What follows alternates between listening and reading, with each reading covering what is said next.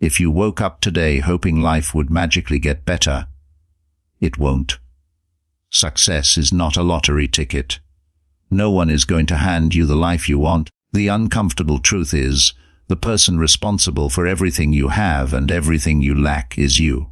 Your decisions, your discipline, your standards. Every day, millions of people wait for the right time, the right opportunity, or the right help. And while they wait, their life is being spent. The clock doesn't stop for excuses. The world doesn't slow down for your comfort. You either take control of your life now, or you spend it watching others live the life you wanted. If you take one truth from this speech, let it be this coming to save you. Not tomorrow, not next week, not when you feel ready. You are the rescue plan. You are the safety net. You are the person you've been waiting for. The idea that someone else will show up and change your life is one of the most dangerous lies you can ever believe, because it hands your power over to the world and leaves you at the mercy of chance.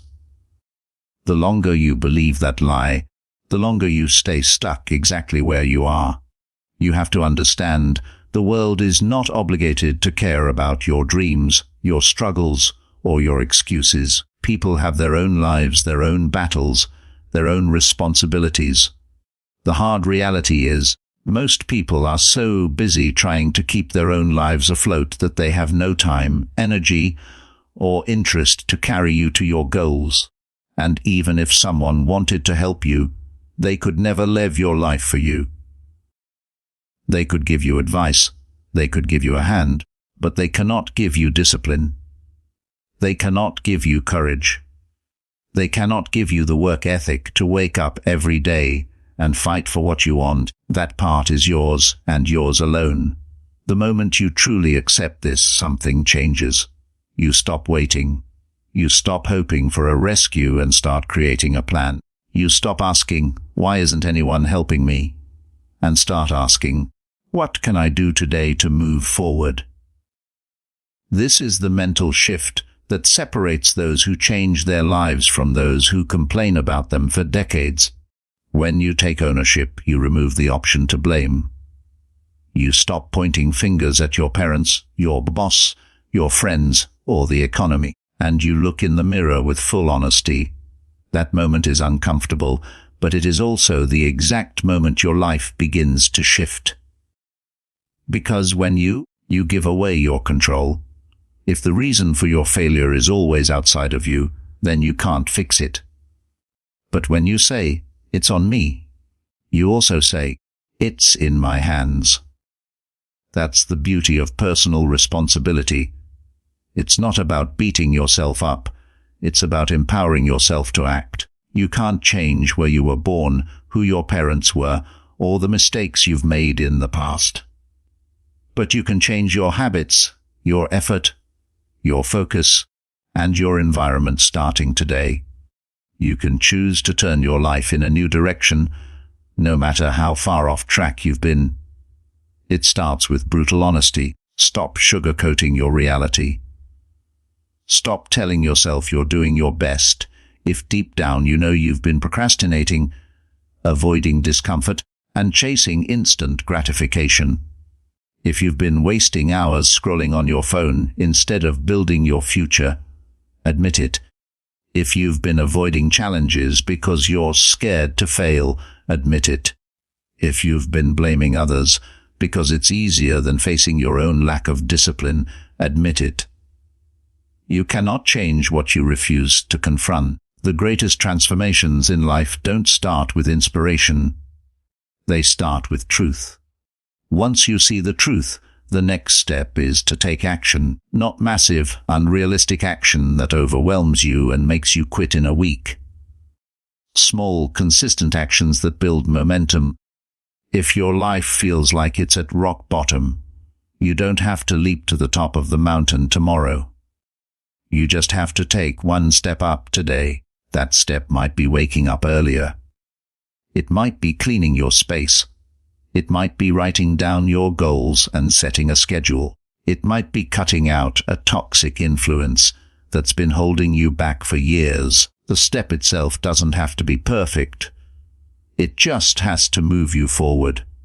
You have to understand that ownership is not a one-time decision, it's a daily practice. Every morning when you wake up, you are faced with a choice. Do I act in alignment with the person I want to become? Or do I act like the person I've always been? That choice is made in the little things. Do you get up when the alarm rings, or do you hit snooze? Do you stick to the plan you made for yourself, or do you let distractions pull you away? Do you work on your craft, your health, your goals even when you don't feel like it? Or do you wait for the perfect mood that never comes? The person who wins in life isn't the one who always feels motivated. It's the one who acts regardless of how they feel. If you keep waiting for someone else to change your circumstances, you're giving your entire future to luck. And luck is a terrible strategy. The people you admire, the ones who have built the lives you wish you had, didn't get there by accident. They took ownership early. They didn't wait for the right economy, the right relationship, or the right timing. They moved with what they had, where they were, and they figured it out along the way. That's the mindset you need to adopt. Not, I'll start when everything is perfect. But, I'll start now, and I'll get better as I go. There will be days when you feel like nothing is working, when you question whether it's worth the effort. That's when most people quit. But if you've truly owned your life, quitting is not an option, because you understand that no one else is going to walk in and make things better for you. You understand that every time you give up, you're just hitting pause on your own growth. And the longer you stay paused, the harder it becomes to restart. Progress comes to those who keep moving, no matter how small the steps feel. Taking ownership also means taking ownership of your mindset. If you tell yourself you're lucky, you'll start seeing proof of it everywhere. If you tell yourself you're capable, you'll start looking for ways to prove it. Your beliefs shape your actions, and your actions shape your results. So be ruthless with the story you tell yourself. Stop saying, I can't, and start saying, how can I? Stop saying, I'm stuck, and start saying, what's my next move? The words you feed your mind are the instructions you give to your future. Ownership is freedom. It means you are no longer chained to the idea that someone else holds the keys to your success. It means you stop living on other people's timelines, waiting for them to approve, to guide, to push you. You become the driver, the navigator, and the engine of your own journey. And when you make that shift, something powerful happens. You stop feeling like a victim of life, and you start feeling like the author of it. You stop waiting for opportunity to knock, and you start building the door yourself. There's a reason most people never live the life they dream about, and it's not because they're not smart enough or talented enough. It's because they're too comfortable. Comfort is the silent killer of potential. It's the warm blanket that keeps you from feeling the cold reality of your wasted time. It's the soft pillow that convinces you to close your eyes for just a little longer while your goals quietly die in the background. Comfort doesn't scream in your face. It doesn't force you to quit. It doesn't need to. It simply gives you enough pleasure, enough safety, and enough ease that you never feel desperate enough to change. The human mind is wired for comfort. Thousands of years ago, comfort meant survival. Shelter from the elements, enough food to last the winter, a safe place to sleep without being attacked. Our brains evolved to seek out situations that require less energy and less risk, because back then, wasting energy could mean death. But in the modern world, comfort no longer keeps you alive. It keeps you stagnant. Everything is designed to make life easier, faster, more convenient. You can get food without leaving your couch. You can communicate with thousands of people without leaving your bed. You can entertain yourself endlessly without moving an inch. The problem is, the same ease that makes life more pleasant in the short term is slowly robbing you of your drive to grow. Growth does not live in comfort. It lives in discomfort, in struggle, in uncertainty. Every great achievement in history was born from someone stepping out of what was safe and predictable. Athletes push their bodies to exhaustion. Entrepreneurs risk money, time, and reputation. Artists put their work out to be judged and criticized. Leaders make decisions that could cost them everything. None of that is comfortable. Yet every single one of those situations is where real transformation happens. Comfort never produces greatness. It produces complacency. The danger of comfort is that it feels good enough to stop you from seeking better. You tell yourself you'll start chasing your goals when you have more time, more energy, more money.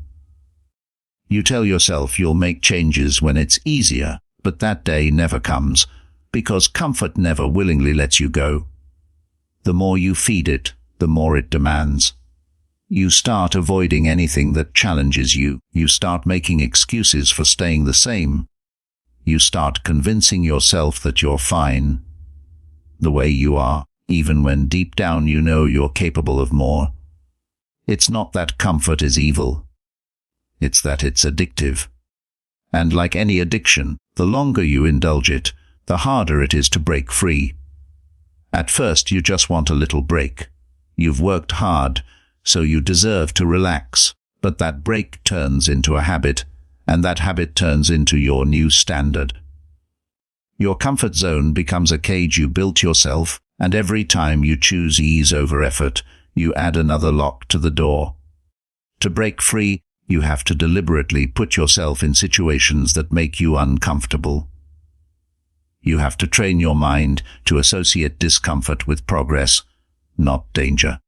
The workout that leaves your muscles burning is where your body grows stronger. The conversation you've been avoiding is where relationships are repaired or boundaries are set. The skill that frustrates you because you're bad at it is the exact skill that, once mastered, could change your career. Every moment you feel resistance, every moment you want to quit, every moment you feel that inner voice saying, "This is too hard," that's the moment you're about to grow. You have to start treating comfort like an alarm.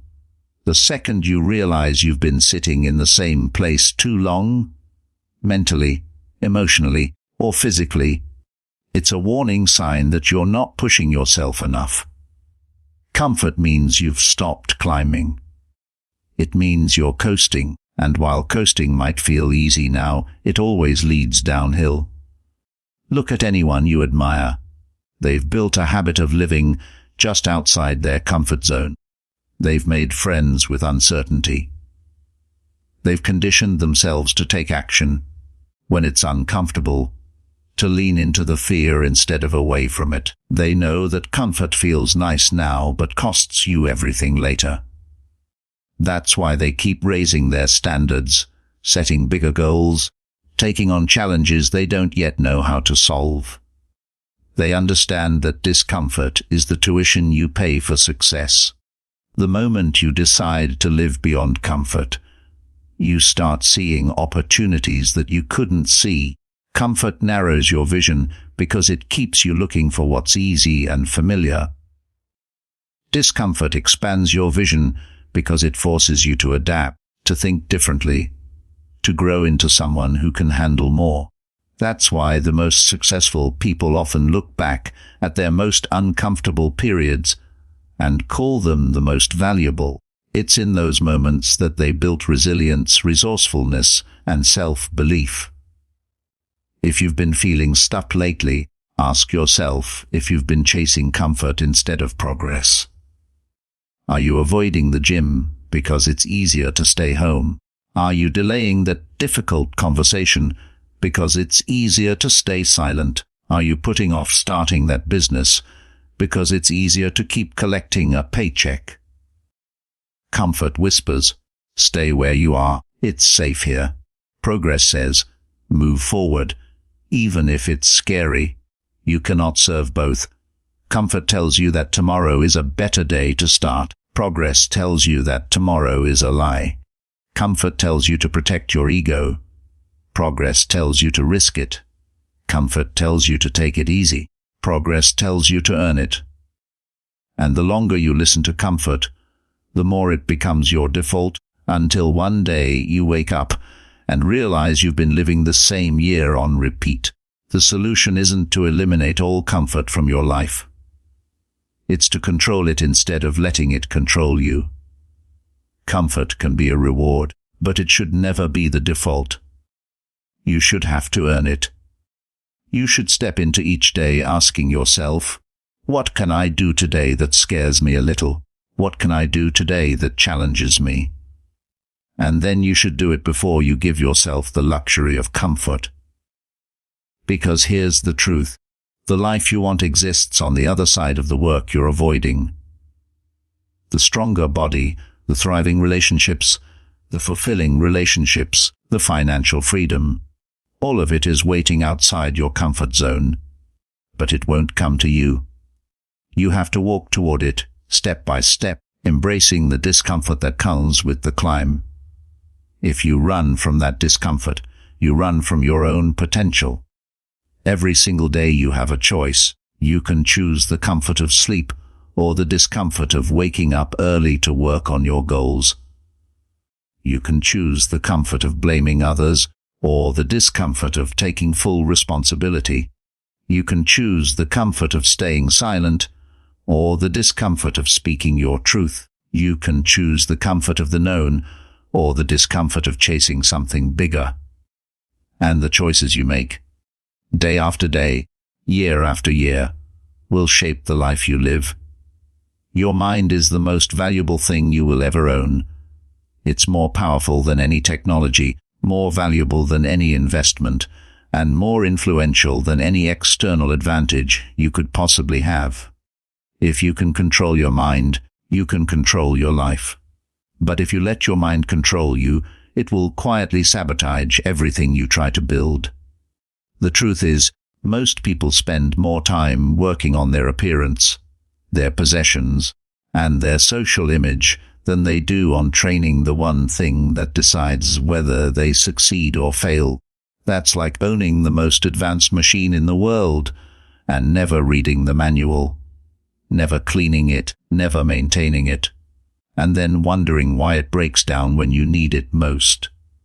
Your mind works exactly like a vessel. If you train it with discipline and consistency, it grows stronger, sharper, more resilient. If you neglect it, it becomes weak, slow, and easily manipulated. The same way physical training builds your body's capacity, mental training builds your capacity to handle stress, make decisions, stay focused, and keep pushing when others give up. The stronger your mind, the less life can break you. The weaker your mind, the less it takes to stop you. That's why people with mental toughness can face chaos and still move forward, while people with a fragile mindset collapse at the first sign of difficulty. The first step to training your mind is understanding that it is constantly being shaped, whether you are aware of it or not. Every piece of information you consume, every conversation you have, every habit you repeat, every environment you spend time in, all of it is either strengthening or weakening your mind. If you feed it garbage, it will produce garbage. If you feed it quality, it will produce quality. Your mind cannot run on negativity, distractions, and laziness without it affecting your results. Yet that's exactly what most people give it every single day. They scroll through endless feeds filled with arguments, gossip, and meaningless noise. They let other people's opinions dictate how they feel about themselves. They live in a cycle of instant gratification that trains their brain to seek pleasure instead of progress. To build a strong mind, you have to take control of what you feed it. That means deliberately seeking out knowledge, challenges, and experiences that stretch you. Read books that force you to think differently. Have conversations with people who are smarter and more experienced than you. Study the lives of people who achieved greatness despite massive obstacles.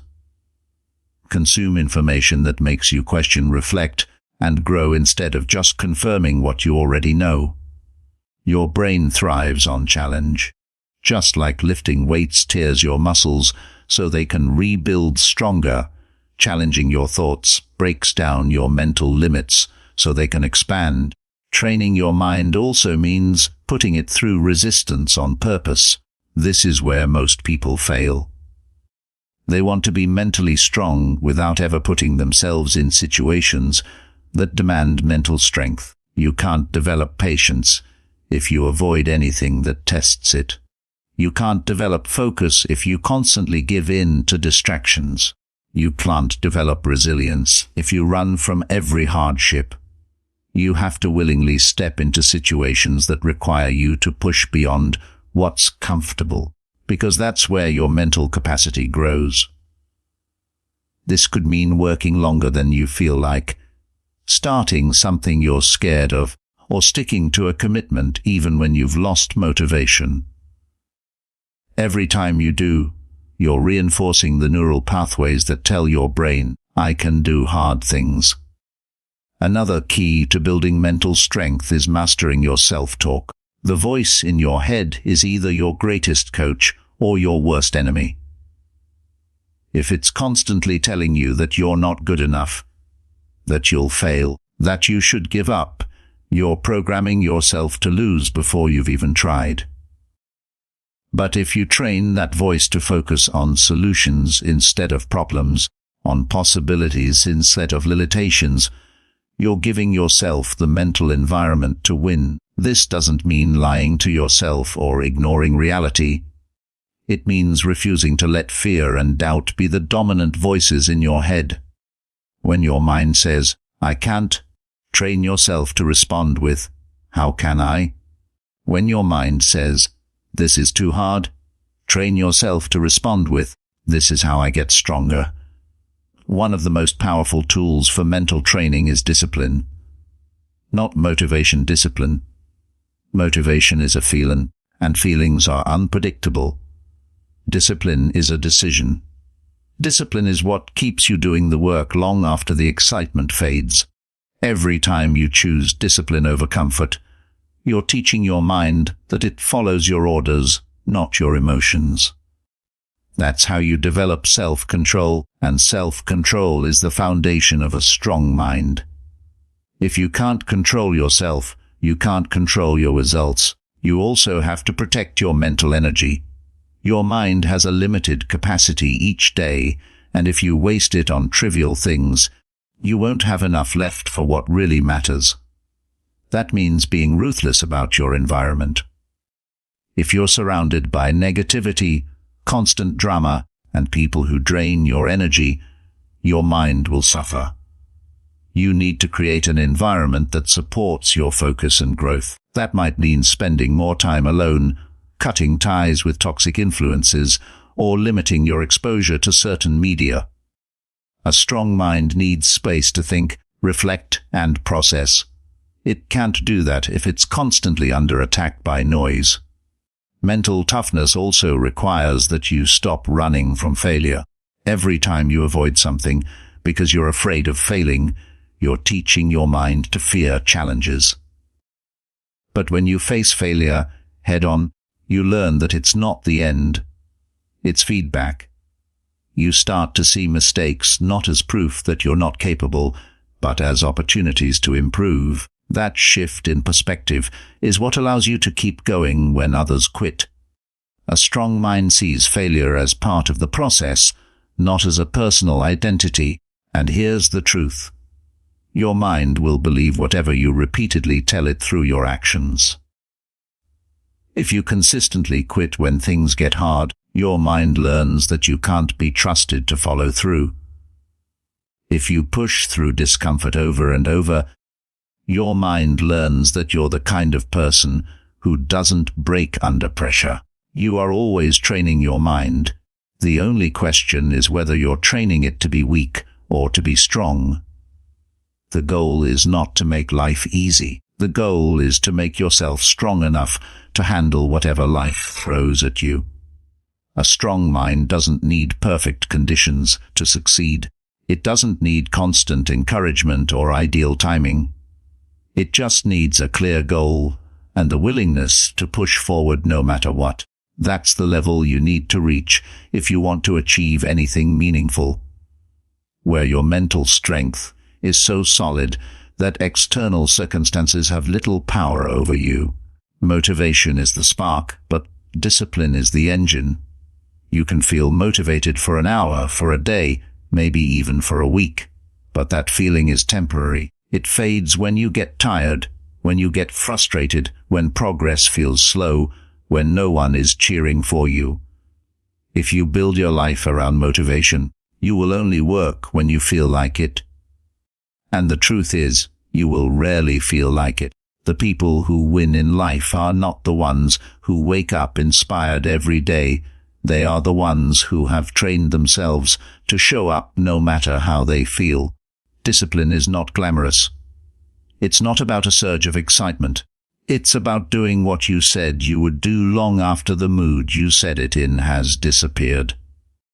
Discipline is showing up at the gym when your body aches, opening the book when your mind is tired, making the call when your confidence is low, putting in the work when no one notices or applauds.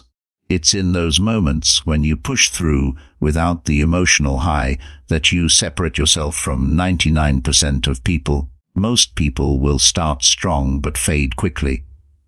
Discipline is what allows you to keep moving forward when the excitement is gone. The problem is that people confuse motivation with discipline. Motivation is emotional. Discipline is structural. Motivation depends on inspiration. Discipline depends on systems. Motivation is about wanting to do it. Discipline is about doing it regardless. If you rely on motivation, you'll be inconsistent because your emotions will fluctuate. If you rely on discipline, you'll be consistent because your actions are built into your life, not dependent on your mood. You can see this clearly in every area of life. Look at athletes. They don't get to the top because they train only when they're motivated. They train because it's scheduled, because it's part of who they are. Look at successful entrepreneurs. They don't build their companies by working only on days when they feel inspired. They work because their discipline has made their actions automatic. Look at musicians, writers, and artists. Their mastery comes from hours of practice, often in silence, often when they didn't feel creative, often when the work felt like a grind. That's what discipline is, doing it anyway. The mistake most people make is waiting to feel ready. They wait for the perfect mood, the perfect burst of inspiration. That day never comes. The longer you wait for motivation, the more time you lose. The truth is, action comes before motivation. You don't wait to feel like it. You start, and the act of starting often creates the feeling. The discipline to start even when you don't want to is what builds momentum, and momentum is far more powerful than motivation. Discipline is built through repetition. Every time you keep a promise to yourself, you strengthen your self-control. Every time you break a promise to yourself, you weaken it.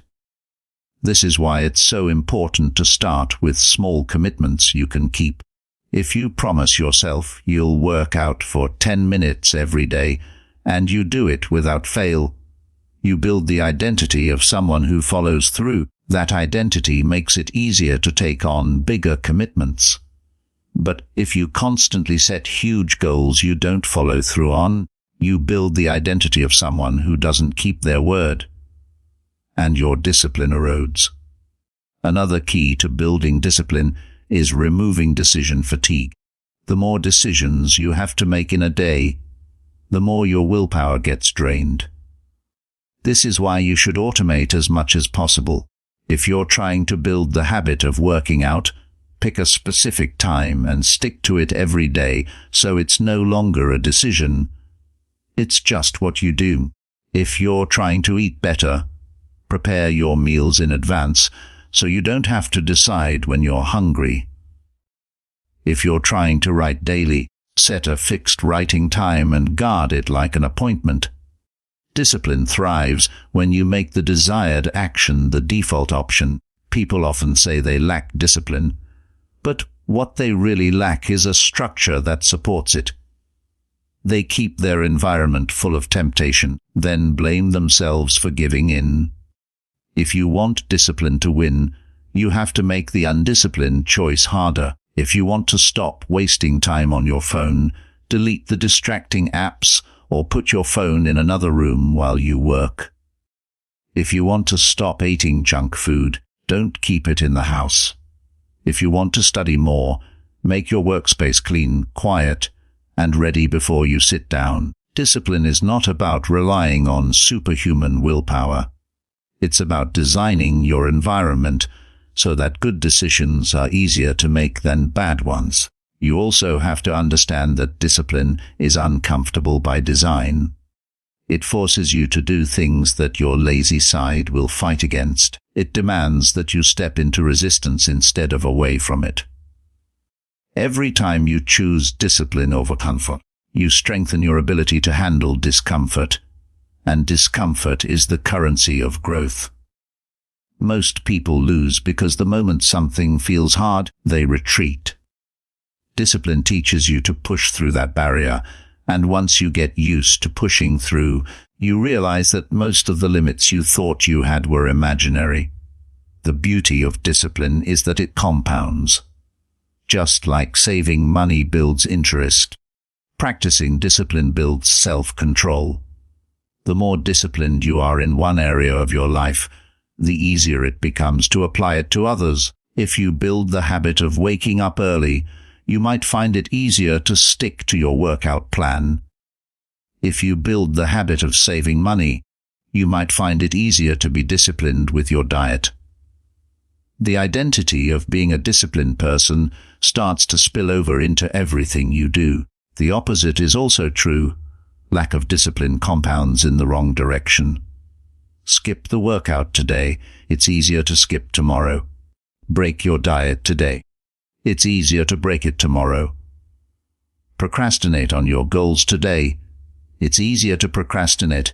That's why discipline isn't just about the action you take in the moment. It's about the chain reaction that follows. Every choice you make is a vote for the kind of person you're becoming. When you make discipline your foundation, you no longer need to wait for motivation. You no longer need the perfect conditions. You no longer need external approval. You just do the work because that's who you are. And that is the greatest freedom, to be in control of your actions regardless of your feelings. It means you can keep moving forward in the rain, in the cold, in the chaos, in the boredom. It means you can keep building when no one believes in you yet. It means you can outlast everyone who quit when their motivation ran out. When you learn to stand in your own power, you start seeing life differently. You stop waiting for the perfect conditions because you understand they don't exist. You stop asking for permission to live your life because you realize no one else can truly give it to you. You stop expecting people to read your mind because you become confident enough to speak your truth out loud. That's when you stop shrinking yourself to fit into spaces where you were never meant to fit. And instead of chasing after people's approval, you start chasing after your own growth. You understand that self-respect is built in the quiet decisions you make every day. Decisions to keep your word to yourself, to not tolerate mistreatment, and to stay aligned with your values no matter how tempting it might be to compromise them for comfort or temporary acceptance. You realize that every time you say yes to something that disrespects your worth, you're silently saying no to yourself. That's a price you can't afford to pay anymore. Every strong person you've ever admired didn't just magically become unshakable. They went through moments when they could have been broken. They faced opportunities to betray themselves just to keep the peace or to be liked, but they chose differently. They walked away from jobs, relationships, friendships, and situations that didn't value them, even when it hurt, even when it was lonely. They made decisions that seemed crazy to outsiders, but were necessary for their sanity and future. They became comfortable with people misunderstanding them, because they weren't willing to explain their worth to those who couldn't see it. They understood that respect isn't begged for. It's demanded through consistent boundaries, through actions, and through the way you carry yourself in the world. That's why so many people struggle with self-respect. They think it's about getting others to, but it's really about teaching yourself to never abandon yourself in the first place. When you commit to respecting yourself, you inevitably start to lose people. Not because you're doing something wrong, but because you're no longer easy to take advantage of. You're no longer the person who says yes out of fear, guilt, or obligation. You stop being the one who bends until you break just to make other people comfortable. And that shift can be uncomfortable for you and for those around you. Some people won't like the new version of you because the old version of you benefited them more. But the truth is, if someone's presence in your life depends on you disrespecting yourself, they were never really for you. Your job is not to keep people happy at your own expense. Your job is to keep yourself aligned, grounded, and true to your values. When you stop tolerating less, you make space for more. More peace, more strength, more love, and more opportunities that match the person you're becoming. This is where many people get stuck. They know they need to have self-respect, but they don't want to deal with the discomfort that comes with it. They don't want to risk losing people, so they keep saying yes when they mean no. They don't want to be judged, so they keep quiet when they should speak up. They don't want to deal with conflict, so they allow themselves to be walked over. What they don't realize is that every time they avoid discomfort, they're teaching the world how to treat them. And the world learns quickly. If you let people take more than you're willing to give, they will. If you stay silent when someone crosses the line, they'll cross it again. If you keep showing up for people who don't show up for you, they'll stop even pretending to care. Respect isn't something you can demand once and expect to keep. It's something you protect daily through your choices, your standards, and your willingness to walk away when those standards aren't met. Respecting yourself also means being willing to do the work to become the kind of person you respect. That means being honest with yourself about your flaws, your habits, and the ways you've been selling yourself short.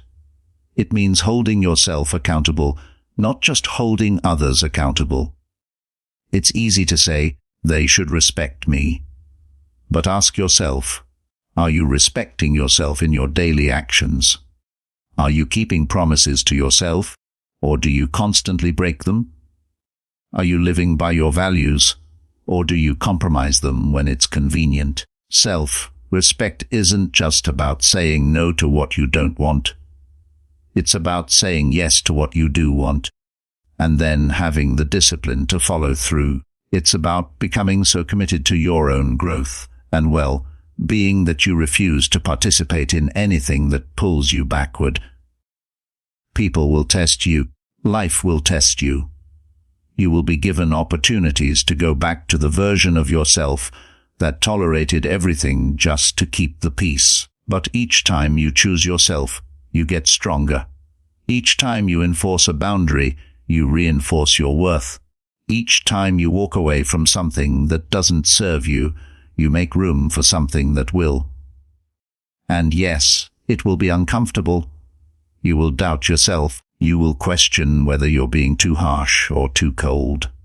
But self-respect often feels lonely before it feels liberating. The people who truly value You will adapt to your boundaries or naturally fall away. And the people who can't respect them were never meant to stay. You're not meant to be accessible to everyone. You're meant to be available to those who match your energy, your standards, and your vision for your life. When you make self-respect your non-negotiable, everything in your life shifts. You stop over-explaining yourself to people who have already made up their minds about you. You stop justifying your decisions to people who wouldn't understand them anyway. You stop lowering your standards just to fill the silence or the space in your life. And most importantly, you stop betraying yourself just to belong somewhere you were never meant to be. You begin to walk with a quiet confidence, not because you think you're better than anyone else, but because you know you're no longer willing to be less than yourself. That kind of confidence is magnetic. It draws the right people toward you and repels the wrong ones without you having to do anything. And it all starts with one decision: to stop asking for the world's permission to respect yourself, and to start giving that permission to yourself before you ever open your mouth to speak. Before a single syllable escapes, people are already forming judgments about you. Your body, your face, your posture, your presence. It's all communicating something. The question is, are you in control of that message, or are you letting it happen by accident? Too many people think communication starts with words, but the truth is, words are the second chapter. The first chapter is you. It's the energy you carry into a room, the way your eyes meet someone else's without flinching, the steadiness in your voice when you finally speak. It's the way you make people feel before they've even processed what you're saying. This is why mastering your presence is non-negotiable if you want influence, respect, and impact. Because no matter how powerful your message is, if your presence doesn't back it up, people will doubt you before you even begin. Presence is not about being the loudest in the room. It's about being the most certain.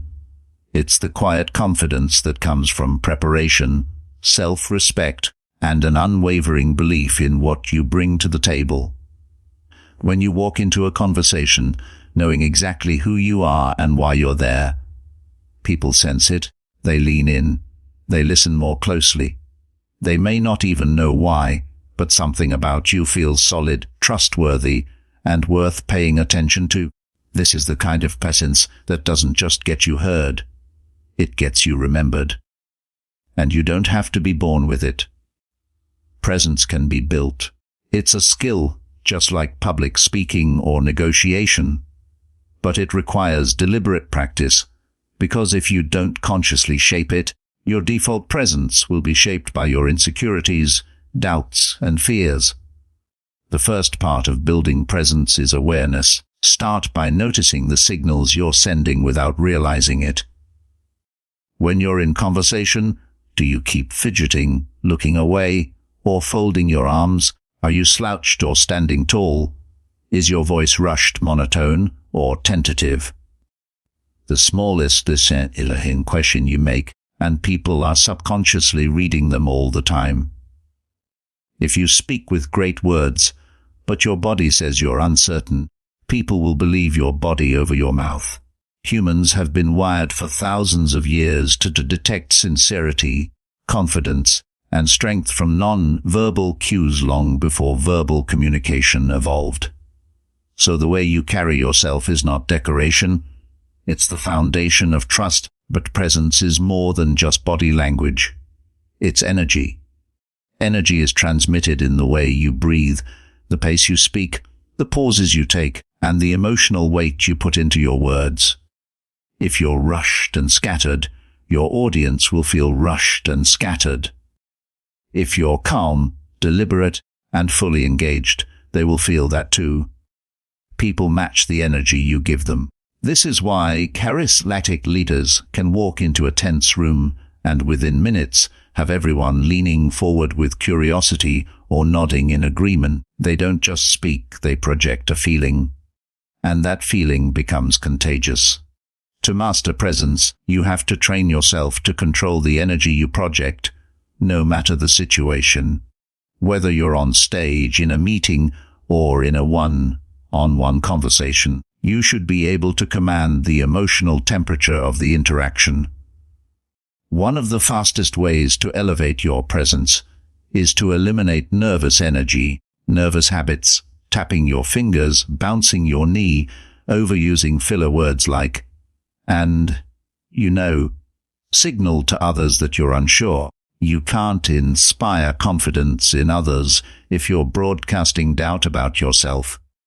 This is where preparation becomes your secret weapon. People think confidence is about faking it until you make it, but real, lasting confidence is about preparing so deeply that you can't help but feel ready. Athletes don't walk into a game hoping they'll perform. They've practiced until their body knows exactly what to do under pressure. In communication, the same applies. If you've rehearsed your points, anticipated objections, and trained your delivery, you'll walk in already owning the moment. Presence also comes from stillness. In a world where everyone is rushing, the person who can pause, take their time, and hold silence without fear will instantly stand out. Silence is one of the most underrated tools in communication because it shows control. Most people rush to fill silence because they're uncomfortable with it. But if you can hold eye contact, stay composed, and let your words hang for a moment before continuing, you create gravity. People will lean into the silence because they sense that what you're about to say matters. Great communicators understand this instinctively. They don't just deliver information, they create moments. And those moments stick with people long after the words have faded. You also need to understand that presence is built on self-image. If you think of yourself as small, unworthy, or unimportant, it will leak out in your posture, tone, and behavior. But if you carry yourself as someone who belongs, who deserves to be heard, who brings value into every room, people will start treating you that way. Your self-image shapes the way the world responds to you. This is why working on your mindset is just as important as working on your delivery. You can't separate the two. The internal belief fuels the external expression. If you walk into a room thinking, "I hope they like me," you're already in a weak position. If you walk in thinking, "I'm here to serve, to add value, and to lead," your energy will reflect that, and people will feel it. Another key element of presence is attentiveness. Presence is not only about how people see you, it's also about how you make them feel seen. When you give someone your full attention, listening without interrupting, making consistent eye contact, and responding thoughtfully, you instantly elevate their perception of you. People are starving for genuine attention in a distracted world. If you can give them that, they will associate you with importance and connection. This is why some of the most charismatic people aren't the ones who talk the most. They're the ones who make others feel heard and valued. Your presence is also shaped by the clarity of your speech. Mumbled, rushed, or overly complex sentences erode your authority. Clear, measured, and purposeful speech signals competence and confidence. This doesn't mean you have to speak slowly. It means you have to speak deliberately. Every word should feel chosen, not accidental. Great communicators are like great writers. They don't waste words. They say exactly what they mean, and nothing more. This clarity forces people to pay attention, because there's no fluff to tune out. And let's not forget the role of emotional control. The person with the strongest presence in the room is often the one who doesn't get rattled easily. When you can stay composed under pressure, whether someone challenges you, interrupts you, or tries to undermine you, you demonstrate strength without saying a word. People respect stability. They trust those who remain grounded when others panic. This doesn't mean you suppress emotion. It means you channel it. You can express passion, urgency, or even frustration in a way that's intentional, not reactive. The moment you let your emotions hijack your presence, you hand over control. Developing presence is a lifelong discipline. It's built in every interaction, every conversation, every presentation. You're either reinforcing the image you want or chipping away at it. This is why you have to treat every encounter as an opportunity to practice. Even in casual setting, carry yourself with the same intentionality you would in high-stakes situations. Over time, this becomes second nature. You won't have to think about standing tall, speaking clearly, or making eye contact. It will just be who you are. You have to remember that people rarely separate the message from the messenger. They judge the truth of your words by the strength of the person delivering them. If you want your ideas to carry weight, you need to carry yourself in a way that earns that weight. Presence isn't about pretending to be someone you're not. It's about amplifying the best of who you are and stripping away the habits, insecurities, and distractions that weaken your impact. When you master this, you'll notice a shift. People will start turning to you for guidance, deferring to you in discussions, and remembering what you say long after others have been forgotten. Not because you were the loudest, but because you were the most certain, the most grounded, and the most intentional. That's the kind of presence that changes not just conversations, but careers, relationships, and opportunities. When you learn to communicate with impact, you begin to realize that words are not just sounds, they are forces, and if you master how to use them, you can move people to act, shift perspectives, and alter the course of conversations, relationships, and even entire opportunities. Chapter 7 is about harnessing that force, not in a way that manipulates or deceives, but in a way that delivers clarity, emotion, and authority. Too many people speak with scattered energy. They talk in circles, fill their speech with empty fillers, or throw out information without structure. As a result, their message fades into the background noise of a world already flooded with words. But the communicator who can frame a point powerfully, make it memorable, and deliver it with certainty becomes impossible to ignore. If you want to lead, sell, inspire, or influence, you must build the skill of turning your message into something that sticks, something that resonates, something that survives long after you've stopped speaking. Think about the times you've remembered something someone said to you. Maybe it was years ago, yet you can still recall their exact words. It wasn't because the sentence was long or the vocabulary was complicated. It was because the delivery was sharp, the tone was intentional, and the words were anchored in emotion. This is how powerful communicators operate. They understand that the human mind does not retain every word it hears. It filters, it selects, it holds on to what is felt more than what is simply. So when you speak, you need to ask yourself, am I just talking, or am I making people feel? Am I throwing words at them, or am I creating an image, a sensation, an emotional spark that embeds my message into their memory? This difference is what separates those who get ignored from those who get remembered. One of the most effective ways to ensure your message sticks is through structure. Structure gives your words a framework to stand on. Imagine telling a story without sequence, jumping from the end to the beginning to the middle. Your audience would struggle to follow you, and their focus would drift. Structure creates flow. It's like building a staircase for your listener to climb. Each sentence, each example, each idea is a step leading them exactly where you want them to go. This is why powerful speakers and communicators think ahead. They know the key points they want to hit, the examples that will make those points real, and the emotional peaks where their delivery will intensify. They don't leave their words to chance. They design them for maximum impact. But structure alone is not enough. Your words also need rhythm. Rhythm in speech is like a heartbeat. It keeps the listener engaged. Without it, your message feels flat. Great communicators vary their pace and tone.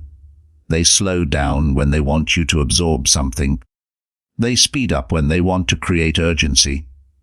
They pause at just the right moment to let a statement land with weight. These techniques don't happen by accident. They are deliberate choices that make an audience lean in, pay attention, and remember, it's not about sounding robotic or overly rehearsed. It's about being so in control of your delivery that you can guide the listener's focus without them even realizing it. Emotion is another non-negotiable element of memorable communication. People will forget statistics, but they will not forget how your story made them feel. If you want to inspire, you need to connect your message to something human, something relatable, something that bypasses the intellect and goes straight to the heart. This is why storytelling is one of the most powerful tools in communication. A story is not just entertainment, it's a delivery system for meaning. It allows your audience to experience your point instead of just hearing it. A well-told story with vivid detail can turn an abstract idea into something your listener can visualize it and carry with them long after the conversation ends. Another principle of impact is clarity. You cannot be memorable if you are not understood. Too often, people bury their point under layers of unnecessary complexity, as if bigger words and longer explanations will make them sound more intelligent. In reality, complexity often hides the message instead of highlighting it. The most influential communicators know how to simplify without losing meaning. They strip away what's unnecessary, distill their point into its purest form, and deliver it in a way that anyone can grasp. Clarity builds trust, because when people understand you easily, they feel you respect their time and intelligence. Confusion, on the other hand, creates distance and disengagement. Repetition also plays a vital role in embedding your message. Humans are wired to remember patterns, and repetition creates those patterns in language. Think of some of history's most famous speeches. They often repeat key phrases, not by accident, but to ensure the listener absorbs the core message. The key is to repeat strategically without making it feel redundant. When used correctly, repetition strengthens memory, reinforces importance, and keeps your audience locked onto your central idea.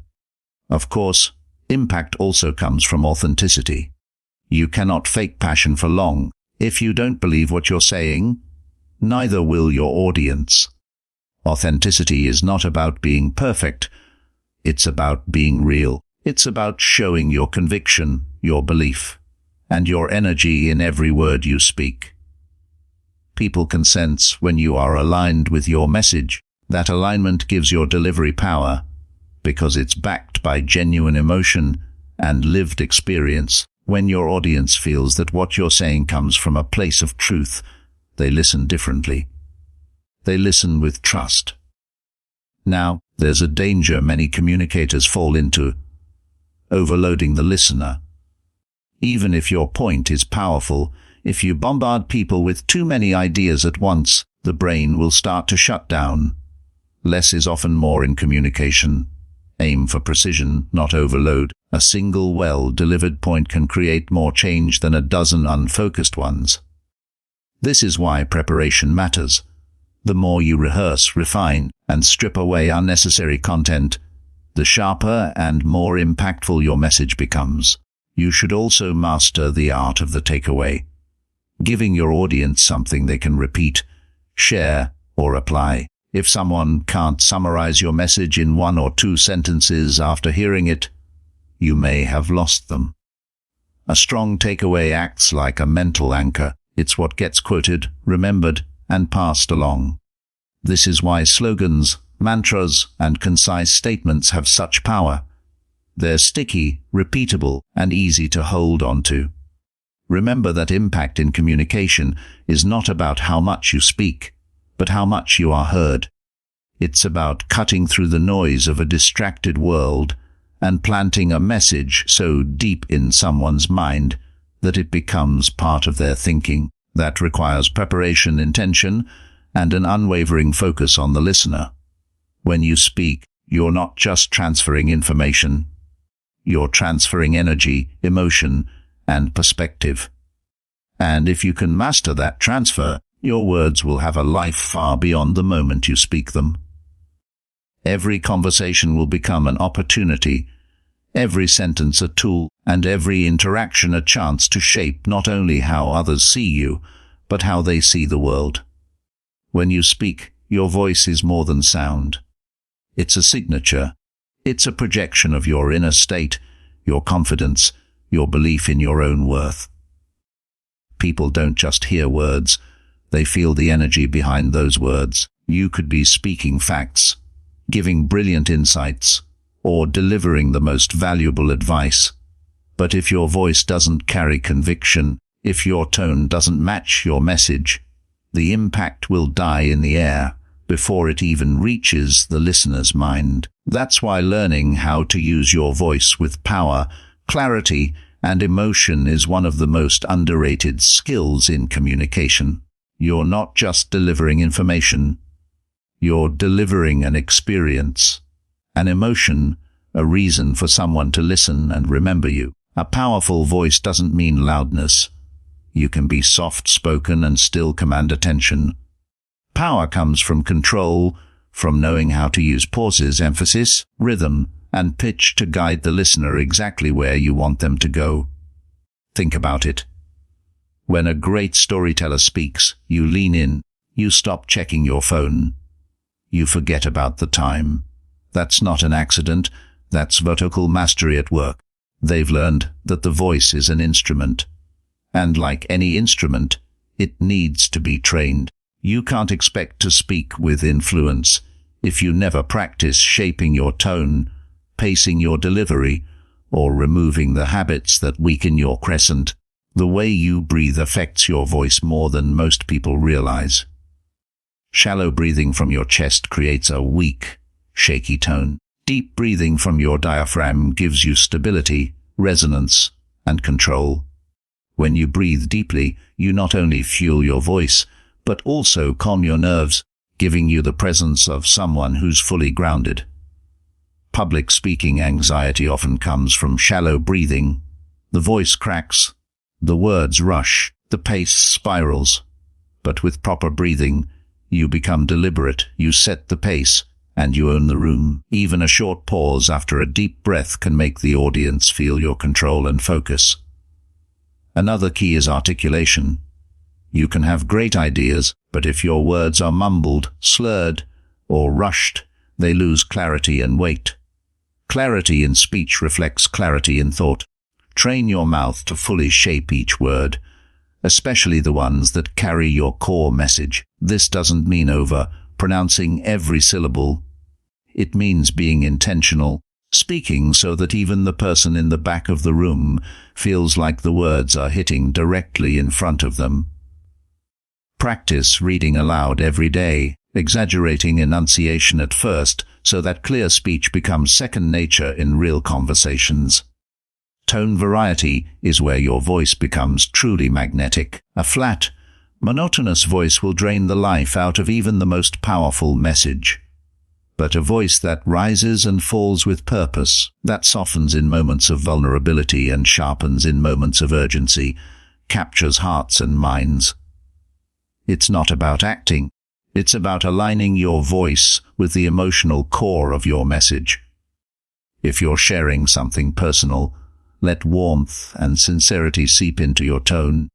If you're driving a point home, let firmness and authority cut through. The listener should feel what you feel without you having to spell it out. Pauses are one of the most underused tools in communication. Most people are afraid of silence, so they fill it with filler words. Like, you know. But a confident speaker knows that silence leaks. A pause before an important statement builds anticipation. A pause after it gives the audience time to digest. Pauses create rhythm, and rhythm keeps attention. Think of your speech like music. Without rests, the melody becomes noise. With the right pauses, your words hit harder, last longer, and stay memorable. Your vocal energy should match the message and the audience. If you're speaking to inspire action, your energy has to lift the room. If you're explaining something complex, your tone should be steady and clear, giving the audience time to process. Reading the room is a skill in itself. You might start high energy, but if you sense the audience is overwhelmed, you can slow down, lower your tone, and draw them back in with a more intimate connection. It's not about delivering a pre-packaged performance. It's about adapting in real time so your message always lands. The secret to vocal authority is alignment between your inner state and your outer delivery. If you feel insecure or hesitant, it will leak into your voice no matter how much you try to hide it. That's why building your confidence outside of speaking situations matters. The more certain you are of your worth, your knowledge, and your purpose, the more naturally your voice will carry strength. People can sense authenticity. They can also sense when you're faking it. Real power comes when your voice is not a mask, but an extension of your truth. You also have to strip away bad habits that dilute your power. Avoid trailing off at the end of sentences. It makes your statements sound like questions. Stop speaking in a rush as if you're trying to get it over with. It communicates that you don't value your own words. Cut the nervous laughter that undercuts your points. These habits tell the listener you're uncertain, even if your words are solid. Replace them with intentional closing tones, steady pacing, and purposeful expression. When you speak, it should feel like you're placing each word on the table with confidence, not throwing them into the air hoping some will stick. Practicing vocal variety, pacing, and emphasis doesn't just make you a better speaker. It makes you a better leader, influencer, and connector. People remember voices that made them feel something. A boss who speaks with calm authority in a crisis gains trust. A teacher who infuses energy into lessons keeps students engaged. A friend who speaks with warmth in difficult moments becomes a source of comfort. You can be that person in every room you enter if you treat your voice like the powerful tool it is. Your voice is also a key part of your personal brand. Over time, people will associate certain feelings with hearing you speak. Will they associate you with confidence and clarity, or with hesitation and uncertainty? Every conversation, every presentation, every introduction is a chance to shape that perception. The more consistently you speak with power, the more you cement your reputation as someone worth listening to. People might forget your exact words, but they will remember the way you made them feel, and your voice is the bridge between the two. If you want to master your voice, you have to practice outside of the moments that count. Record yourself reading different kinds of content, stories, persuasive speeches, instructions. Listen back not to judge yourself, but to notice patterns. Are you too fast? Too flat? Are your pauses effective or awkward? Are there parts where your tone drops too low to be heard? Awareness is the first step to change. Then intentionally work on one area at a time until it becomes instinctive. Just like athletes train muscle memory, speakers train vocal memory. The most powerful voices aren't born. They're built. They're shaped by hours of practice, by trial and error, by studying great communicators and applying what works. They're developed through discipline, through caring enough about the message to deliver it in the best possible way. And when you commit to this craft, something shifts. You stop worrying about whether people are listening to you and start knowing they are. Because when you've mastered your voice, silence becomes your choice, not your fear. Your voice is your instrument. Your message is your song. And when both are in tune, you can move minds, open hearts, and shift entire conversations in your favor. The world doesn't just need more people speaking. It needs more people speaking with purpose, conviction, and presence. That can be you, not someday. Now, when you train your voice to carry both strength and sincerity, you don't just communicate, you influence, you inspire, and you leave a mark that words alone could never make. If you want to lead, if you want to lead, if you want your voice to matter in rooms where power moves, then you must master more than just what you say. You must master how you make people feel without saying. Influence isn't about dominating every conversation. It's about creating an atmosphere where people pay attention when you choose to speak and respect you even when you choose to stay silent.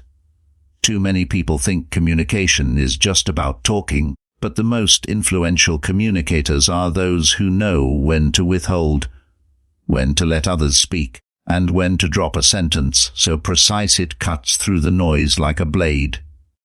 You cannot be effective in leadership or in life if your presence is forgettable. Silence, when used strategically, can be one of the most powerful tools you'll ever have.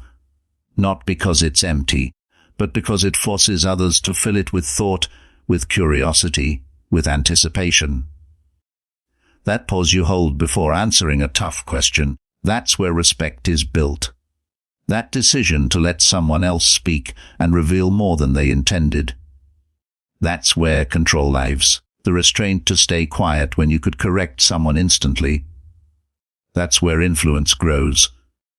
To use silence effectively, you must first strip away the insecurity that makes most people rush to fill every gap in conversation. Insecure people talk too much because they fear being overlooked. Confident people understand that the most valuable currency in communication is attention, and nothing earns attention faster than the unexpected pause. Think about a great speaker you've heard. Their words hit harder because they're not racing to finish. They're pacing, breathing, letting their message land. They know that silence magnifies impact the same way a frame enhances a painting. If you want to be respected in any setting, you must learn to own your silence as much as your speech. Don't see pauses as empty space. See them as the moments when your presence does the speaking for you. Silence can communicate patience, dominance, deep thinking, or even subtle challenge. It can make the other person reconsider their words, or lean in closer to catch your next sentence. When you use silence well, you stop chasing validation and start commanding curiosity. But strategic silence is not about retreating from conflict or avoiding communication. It's about creating leverage.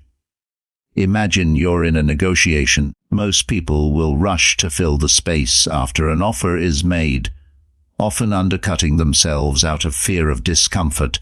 But the person who can sit in that silence, steady and unshaken, forces the other side to speak first, to reveal more, to adjust their terms. That's the power of controlled quiet.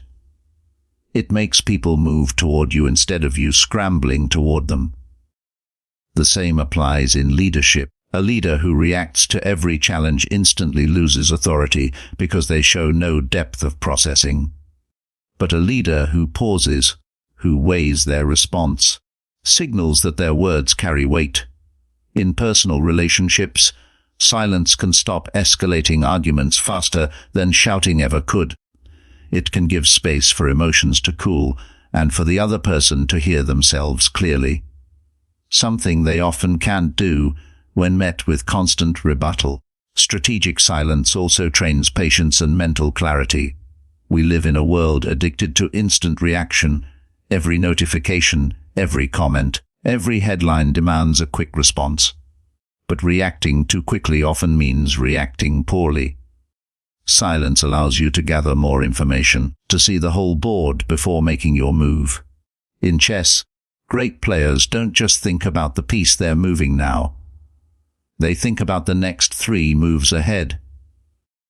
Silence in communication is the same. It's not just about what you don't say now. It's about what you make possible later. It can give you time to read the other person's body language, to sense their energy, to notice the details they're trying to hide. When you slow down, you catch the truths that fast talkers miss. Yet the true mastery of silence lies in making it intentional, not awkward. There's a difference between being quiet because you have nothing to contribute and being quiet because you're strategically choosing when to contribute. Intentional silence has purpose. It's deliberate. It has posture, eye contact, and presence behind it. You're not withdrawing from the conversation. You're shaping it without rushing to dominate it. This means you must be present, listening fully, and ready to speak when your moment comes. People can feel the difference between absence and composure. Your silence must feel alive, not empty. To cultivate this, start practicing in small moments. In your next conversation, resist the urge to interrupt.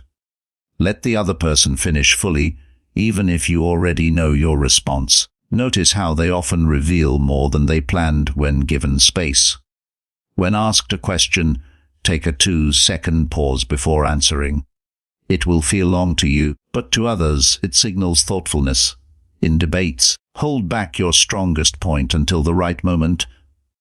Don't fire it off instantly just to win the point quickly. Let tension build. Let your audience lean forward. That's when your words will land with the greatest force. Over time, you'll discover that silence gives you an edge most people don't have. It prevents you from over-explaining, from revealing weaknesses prematurely, from making promises you can't keep. It positions you as someone who doesn't just speak to be heard. You speak to make impact. And every arena of life, from business to relationships to leadership, the person who controls the tempo controls the outcome. Your silence can slow the pace of chaos, draw people into your rhythm, and make your presence impossible to ignore. You don't always need to be the loudest voice in the room. You just need to be the one voice people remember. Every day is a test of whether you are serious about this or just saying the right words. And that test doesn't announce itself. It shows up quietly in the form of small choices. Will you get up early when you said you would? Will you say no to the distraction you promised yourself you'd avoid? Will you stick to the plan when no one is watching, when no one will clap for you, when it feels like the results aren't coming fast enough? That's where people are separated. The ones who keep moving forward anyway, and the ones who drift back into old patterns. You can't negotiate with yourself here. You can't wait for motivation to carry you. You have to create a standard that doesn't bend just because your emotions shift. The truth is, life will always give you a reason to slow down, a reason to delay, a reason to wait for a better time. But if you've been waiting for the perfect time to start, you've already lost momentum. The perfect time never comes, because life will always have chaos, problems, and demands on your attention. The real work is in moving forward in spite of them. That's where people build unshakable strength. Not by working when it's easy, but by building when it's messy, when it's uncomfortable, when your mind tries to convince you that you can't handle it. The most dangerous lie you can tell yourself is that you'll get back to it later. Later becomes next week becomes next month, and next month becomes another year of the same. Momentum is a fragile thing. Lose it, and you'll have to fight twice as hard to get it back. That's why small daily actions are so critical. You don't need to make massive leaps every single day. What you need is to prove to yourself that you can show up. Consistency is a signal to your mind and body that this is not optional. It's who you are now. And here's the hard truth: the people who reach the top in any area are not necessarily the most talented. They're the most consistent. They're the ones who decide over and over that quitting is not on the table. Even when they fail, they get back up and keep moving. Even when they don't feel inspired, they follow through. They understand that the habit of action is more important than the rush of motivation. Motivation is a spark, it gets you going. But habit is the engine. It keeps you going long after the spark fades. This is why you can't afford to get comfortable with your progress. Comfort is the enemy of growth. The moment you feel like you've done enough, you start to slip backward. Growth is not a checkbox you tick and move on from. It's a continuous process. That's why even when you start to see results, you have to double down, not relax. Too many people take their foot off the gas once they see a little improvement, forgetting that what got them here won't keep them here. You have to keep sharpening your skills, keep raising your standards, keep finding ways to challenge yourself. There will be days when you feel like nothing is working, when you question if all this effort is even worth it. Those days are dangerous because they're when people make the decision to stop. But if you can push through them, if you can keep going when your mind is screaming to quit, you'll develop a resilience that most people never touch. That resilience will serve you in every area of life. Not just here, but in relationships, in business, in health. Because if you can win against yourself, nothing outside of you can break you. The point is not to become addicted to doing more for the sake of more. It's to develop the kind of discipline that keeps you aligned with your goals, no matter what's happening around you. You start by creating non-negotiables. A non-negotiable is a standard you live by that doesn't change based on how you feel. If you decide you'll train 3 times a week, then you train 3 times a week. Whether it's raining, whether you're tired, whether no one else shows up. If you decide you'll work on your craft every evening, then you work on it every evening. Even if your friends are out having fun, you make it part of your identity, and your identity drives your actions. You also have to be ruthless with distractions. Distractions aren't always obvious. They can come disguised as harmless breaks, casual scrolling, just checking something online. Every time you let one of those steal your focus, you're telling yourself that your goals can wait. But they can't. Focus is a muscle. The more you train it, the stronger it gets. The more you let it wander, the weaker it becomes. If you want to separate yourself from the crowd, become someone who can sit in silence, concentrate deeply, and execute without looking for a dopamine hit every 5 minutes. The people who seem unstoppable aren't running on luck. They've trained their minds to treat discipline as the default. And that's the key. You don't just want discipline to be something you turn on when things are urgent. You want it to be the baseline of how you operate. That means making hard decisions before the moment comes, so you're not negotiating with yourself. You decide now that you'll keep going no matter how you feel later. You decide now that setbacks won't make you stop. You decide now that you will keep moving forward until you've built the life you came here to build. If you want to live differently, you have to act differently every single day, not just when it's convenient. The gap between where you are and where you want to be is not measured in years or talent. It's measured in the number of disciplined actions you take without letting your emotions dictate them. When you treat discipline as the foundation, not an emergency solution, you'll find that progress becomes inevitable. It might not be fast, but it will be steady, and steady progress is what transforms lives.